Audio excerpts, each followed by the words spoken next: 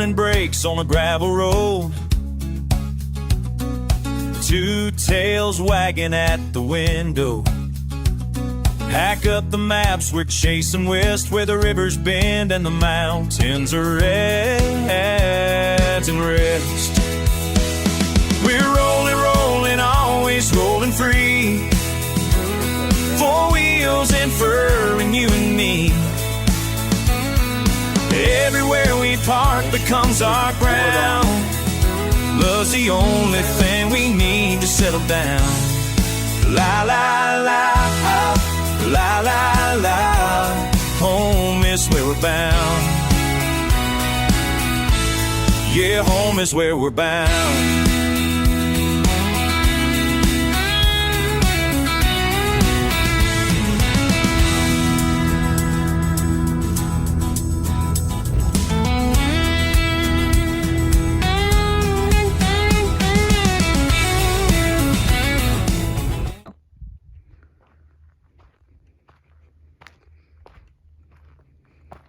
Oh, hey there. What's up, friends and family? Just kind of get my power gains going. Yeah, we're out here in Arizona, and speaking of power gains, I'm probably going to show you guys our power system. You're probably wondering, how on earth do you guys get electricity off grid, right? Well, again, my name's Wesley, and this is Nomadic Pause. Now, first things first. What is our setup? There's multiple ways that you guys can get electricity off grid. Usually you have gas unleaded generators. You also have solar panels. Now with our truck and Arctic Fox, it does come with some DC. I think we have 120 watt solar panel up on top, and that supports our 2 lithium battery packs that I'll show you here in a bit. But our current system that we're running, shout out to EcoFlow. We did some research on what kind of power we wanted to have. So follow me and I'll show you guys. Come on. So you can see, like, oh my God, look at all the wires coming out of here, right? You guys got a science experiment, but there she is right there. This is our Delta Pro series EcoFlow. And it has, it's all digital. It has an electronic screen. It lights up pretty bright. But as you can see, it has multiple options. All right, so get what works with your setup and what you're gonna need. We have the USB-C. We got USB fast charge. We get the 120 volt. Your regular 110 outlets. We also got a 240 watt or volt. And 120, this is our 240 volt, yeah. And then we also have our 30 amp plug-in on the side, which is pretty good. Now you're probably wondering, okay, that's pretty sweet. It holds up, this right now at 100% says this will last us about 1.3 days, which is pretty good if we're just running it. And it has an app that you can download, and it's going to list what your input and output is. So right now we have Christina working in the background online. We also have our Starlink set up, which I'll show you guys where our Starlink is. But our Starlink typically takes anywhere from like 50 to 60 watts of power at one time. So I can show you guys the app here once I kind of give you guys the layout. So right now we have this 110 12 gauge extension cord going all the way down to our window and plugging into a power strip, and that's what we have plugged in for power that pulls from this. But since we're getting some great sunlight today, we're at 100%. Now these other 2 cords that are coming out of here are leading to our solar panels. Now we do have for our power system 2 solar panels. Both have a maximum input of 400 watts of power. So that's a combined total of 800 watts at any given time that we can pull in. If you guys want to follow us over here, we can show you what that looks like. We do have the extenders, right? You'll have to buy those separately so you guys can have it pretty far out. But yeah, this is our 400 watt panel. And a good way we could show you how it pulls in, you have to be pretty conscious of where east and west is, right? Where the sun sets. So right now, east is that way, west is this way. So to get most of the sun, you have it facing this way, so it can capture all the sun. Now, as the sun starts to set that way, you get a lot of shade from the car and the trees, because the sun's going to be over there. So sometimes we have to turn it this way and have it back. You really have to plan if you want to optimize your sun input. It's a lot of tracking the sun on the first few days, understanding where it is. It's also a little bit more south because we are in winter right now. So you're more facing southeast and west, and since we have short days, we're not getting a ton of power. Right. Now, one thing that we've had to learn about these panels is these aren't the lightest. Now, Christina is getting her pump on in the mornings because she's up at the crack of dawn to walk the dogs, but you know, these fold up like that, and she's the one that moves them, sets them up. But usually she sets them up the night before so she doesn't have to move them in the morning, and then changes them in the afternoon. Now the app I'll show you again here in a little bit, but let me show you guys our Starlink, right? You guys are probably like, what? Does it work? Well, I can't show you the Starlink now. First things I'm going to show you is our generator. This is the 2500 LP Onan generator. LP standing for liquid propane. Yeah, it's a propane generator, and she does a good job. Now, one thing that you guys are always going to have to worry, because we did have an issue when we first bought the truck camper, it wasn't working. I talked to a few people, did some research, and we finally took it into a mechanic who works on generators, and it's usually one of three things. It's usually airflow, it's also either fuel or gas, or it's you're not getting ignition from the spark plug. And those are kind of your troubleshooting for our propane. And the other night, it wouldn't start. But for that first part, it was the regulator, which we have new regulators. I can show you over here. This is what we run our propane, our stove, our heater, these two 7-pound propane tanks. And it's about $30 to fill up. It's pretty good. Make sure you're getting the right price. I've made that mistake before, but that's what kind of runs our generator. Now, more about the generator. You always want to make sure that you're priming it. So you want to do it from about like 15-20 seconds. It'll light up, and then it'll start up. Now, when it didn't start up for us, of course, I did the troubleshooting. We removed the air filter, cleaned it out, dusted it out. I checked the oil, airflow was good. You could see and smell the propane, so I don't think fuel was an issue. And so I ended up taking out the spark plug and just kind of checking it out, cleaning it off, and then put it back in, and she started right up. Now, it's really important for your guys' power to have two sources, right? Because if this doesn't work, then where are you at? And so we bounce between our solar and our propane. And it's a really good system. Say if it's a cloudy day, we can just run the generator, which is really important when you work from home.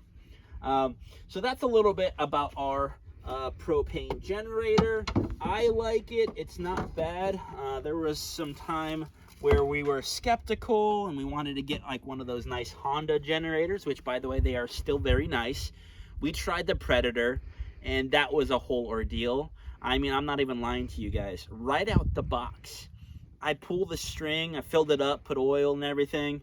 Right as I pulled it to start it, the whole string came undone. And that was just a sign that Predator generator was not for us. And so we took it back to Harbor Freight, and we got this one up and running.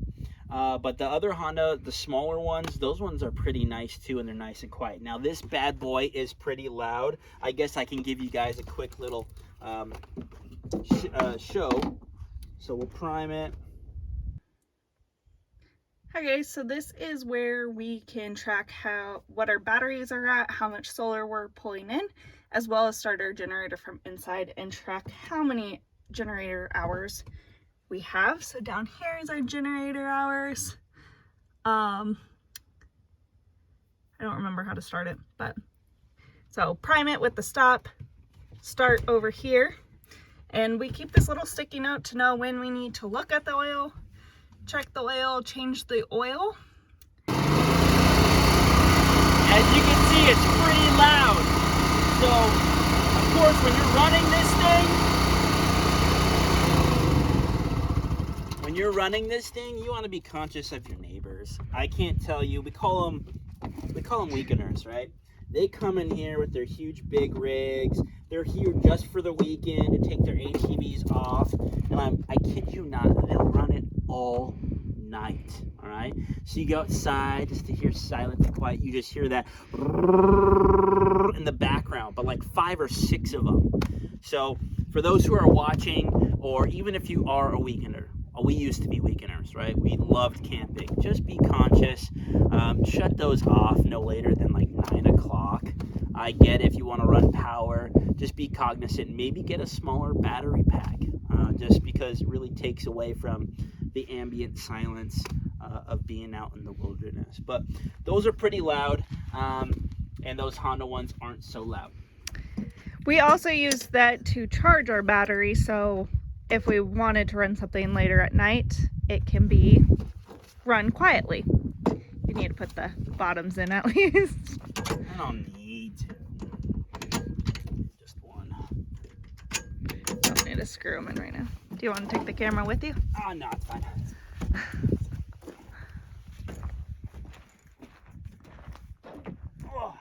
So this is on top of our truck camper. All right. Please don't try this at home. This is done by a professional. This is our Starlink. This is what gets us our internet. If you have any more questions about services, I have a buddy in Pakistan who's working out there with his wife, and the internet sucks. I'm not even lying. They're getting like 8 megabytes per second, and it's awful. We try to play games online.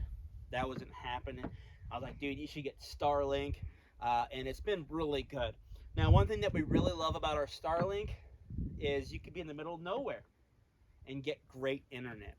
Now, the only downside is you guys got to worry about trees, canopy, like that. But in the desert, you don't typically, if you guys just look around, you don't have to worry about that, right? There's not a lot of trees. You got some tall saguaras, maybe some tall shrubberies. But typically you have a lot of wide open land with not a lot of tree canopy. So this is really good in the desert. When we were living in Estes Park, that did get a little bit harder just because there's so much tree canopy all the way around. Now for the propane, one thing you know, at higher elevation, combustion is a little bit more straining on the generator and can take some time and use more fuel in order for it to combust. So you might be going through more propane, or the generator might be working harder. They do sell kits that you guys can add to your generator to help with combustion at higher elevation. Something to keep in mind. All right. Now I'm going to come back down here. And that's all due to lower oxygen in the air and airflow and the combination and everything like that. Now, if you guys want to follow me to the side, whenever we want to take a break and not have to worry about, solar or using up fuel, because propane, $30 if you use it a lot, that'll add up over a period of time. Or maybe you just want to go on a vacation, right? We're trying to live a life where you don't have to take a vacation from it, but we will go to an RV park or a camper site and we will have shore power. So this is our 30 amp plug-in. You'll want to get the dog bone to plugs into it, and you want it to get a what are they called? Power surge protector, because those watts and volts fluctuate at every campsite. So that ensures that you don't overload your system when you run shore power. Now, what else runs our propane is our refrigerator that uses propane, not a lot. So for those who are considering getting a propane fridge, we love it. The only issue that we ran into with our propane fridge is it gets too cold, right? I mean, that's a good problem to have, but it gets so cold it starts freezing stuff.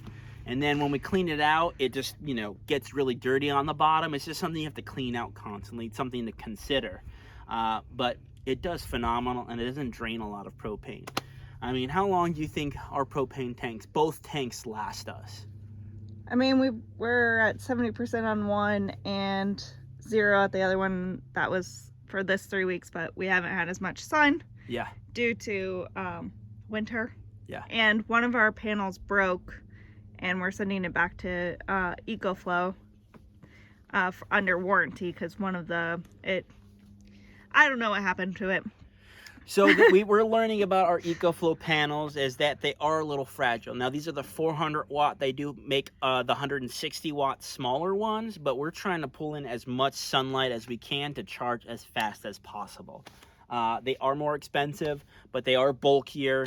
You have to open and close them. But if you're going to be somewhere like 3 weeks at a time, it's pretty good. But one thing that we're learning, when you put those away or you move them, make sure you're moving them from their anchor points.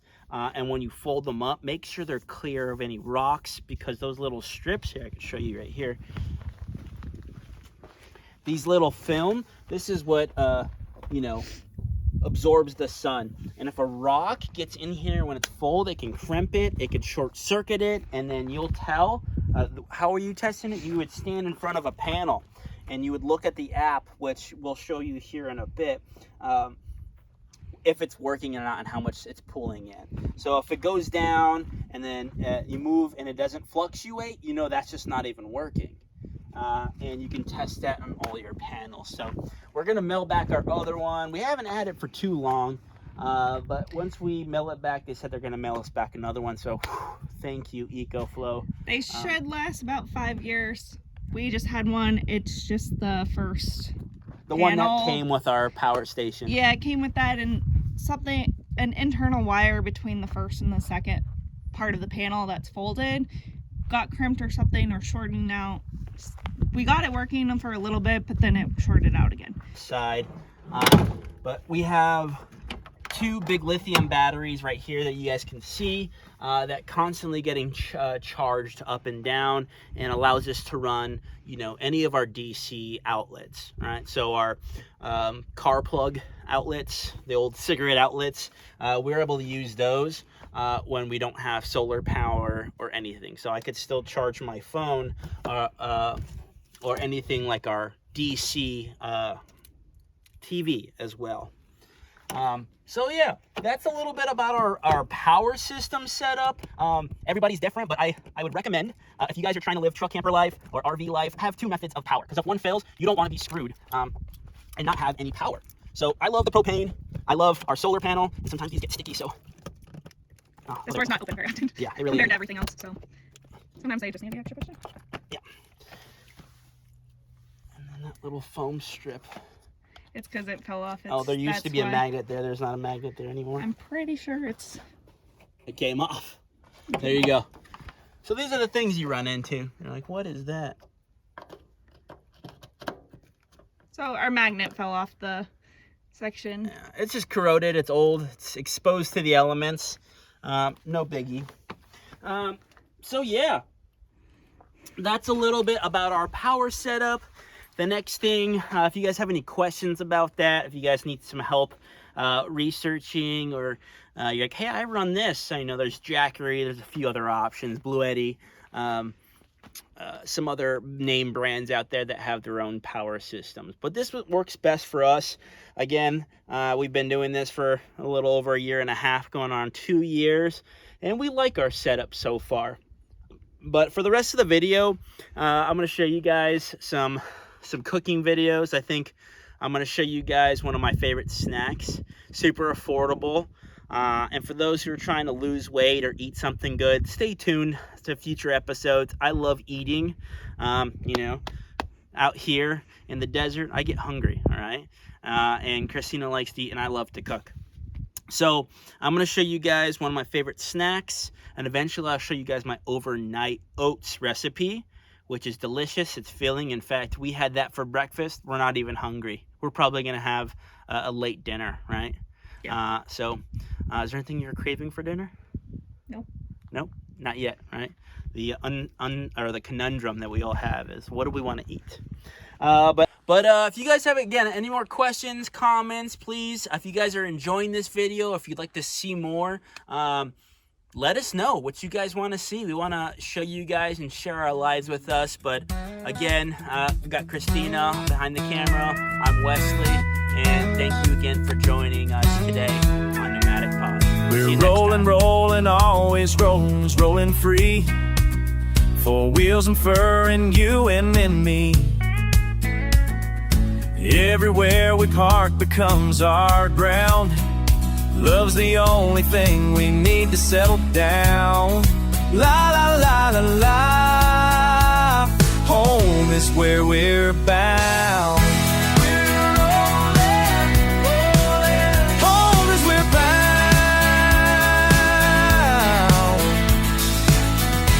We're rolling.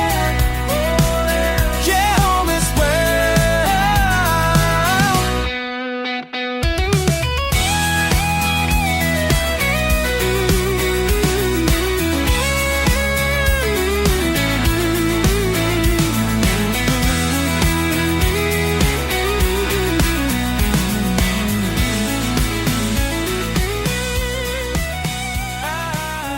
What are you eating for lunch today? A deconstructed sushi roll. All right, so I got baked salmon, Duke's mayo, shout out to Duke's, cucumber, avocado, and some of this gimme that sushi seaweed wrap. So I flattened it and kind of made like a sushi quesadilla. It's not that impressive looking, but if you like sushi and those Japanese flavors, it slaps. It slaps.